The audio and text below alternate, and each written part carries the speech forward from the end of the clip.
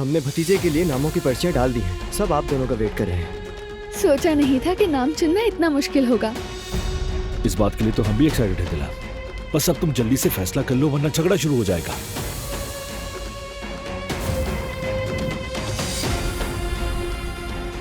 याद रखो, अब तो तुम्हारे हर कदम पर मेरी नजर होगी हसन। कौन सा कदम भाई? अब कोई ऐसी बात नहीं है। गला घोंट के मार डाले मुझे, तंग आ गया हूं सबसे।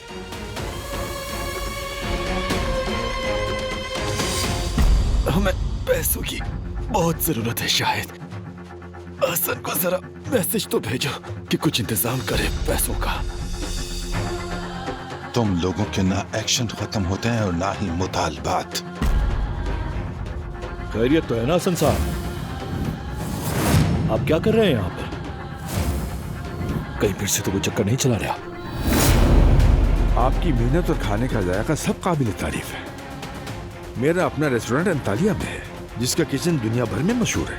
तो इसीलिए मैं चाहता हूँ कि आप मेरे रेस्टोरेंट में हेड शेफ के तौर पर काम करें।